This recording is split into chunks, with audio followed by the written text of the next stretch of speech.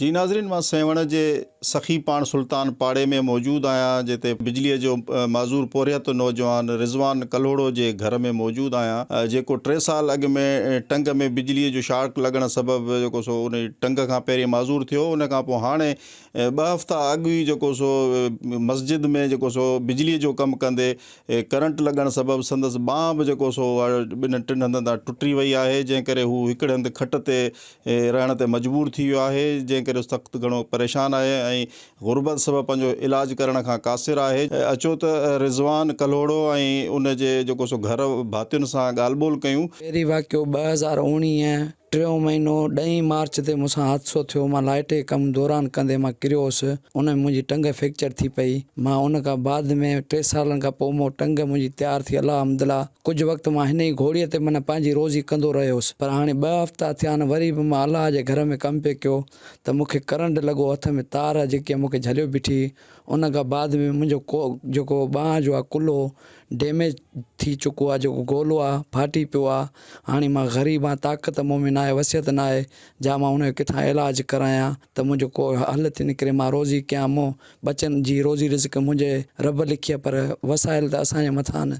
मां घर जो भाती आहियां, कुझु मां कंदो आहियां, कुझु मुंहिंजो बाबा साईं कंदो आहे, ऐं बाबा साईं गुज़र सफ़र असांजो दरगाह ते थींदो आहे। सर पहिरीं त मां हिते अब्दुल्ला शाह इंस्टीट्यूट में इलाजु ॾेखारियो आहे। हिते साईं मोइन सिद्दीकी साहिबु आहे, लख थोरा मूं ते, उन मूंखे सुठो रिस्पॉन्स ॾिनो आहे। बहरहाल मूं में वसियत न आहे त मां कंहिं प्राइवेट अस्पताल में वञा। बाक़ी हिन जा इहे हाल आहिनि। हिनखे 4-5 साल थी विया आहिनि इहो घर में पियो आहे। वरी 4 ॼाड़ा 5 ॼाड़ा थिया आहिनि। अलाह जे घर जो कमु करणु वियो, उन खां पोइ मां वियुसि, ॾिठुमि त मुंहिंजे पुट जा हाल कोन, ईअं किरियो पियो हो पट ते, गर्मीअ में शिल लॻो पियो हो। किथे इलाजु करायो अथव? साईं इलाजु हैदराबाद में करायो अथऊंसि, नवाबशाह में करायो अथऊंसि, सेवण में करायो अथऊंसि। गवर्नमेंट खे इहो मुतालबो आहे त असां ग़रीबनि जी मदद कई वञे। 3 साल अॻु में इहा टंग भॼी पई आहे, वीचारे जी टंग वई आहे। कंहिं ग़रीबनि वीचारनि मदद करे ठाराई हुआसीं।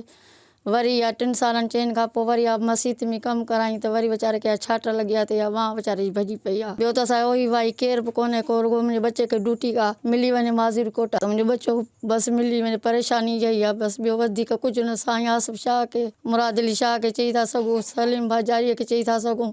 असांजो त ॿियो केरु कोन्हे ग़रीबनि जो इलाजु करायो। हिन मुंहिंजो बचो ग़रीब असीं मिसकिन बेरोज़गार आहे सभु। हिन जे जेके पोयां आहिनि भेनरूं आहिनि, भाइर आहिनि, उहो सॼो वज़न हिन जे ई मथां आहे। हिन जेको वाल साहिबु आहे उहो दरगाह ते हूंदो आहे, पिनी हिन जी पूरी कंदो आहे। असां ॿिनि वसण वारनि खे था चऊं, सभिनी खे जेके बि आहिनि उन्हनि गर्ज़ आहे त हिन ग़रीब जी मदद कई वञे, वधि खां वधि हिन जी मदद कई वञे त जीअं हीअ पंहिंजे पेरनि ते हली सघे। ऐं हुननि इहा सिंध जे वॾे वज़ीर सैयद मुराद अली शाह, MNA सरदार सिकंदर रापोटो, सैयद आसिफ़ अली शाह ऐं मोहम्मद सलीम बाजारी ऐं ॿियनि वसवारनि खां इहो मुतालबो कयो आहे त हिन जो सरकारी ख़र्च ते जेको सो इलाजु करे हिन खे जेको सो नौकरी बि ॾिनी वञे त जीअं पंहिंजे घर जो पंहिंजे पेरनि ते हली पंहिंजे घर जो भरजलो साबित थी सघे। कैमरामैन अख्तर सोलंकी सां गॾु ज़ुल्फ़कार सोलंकी, KTN न्यूज़, सेवण।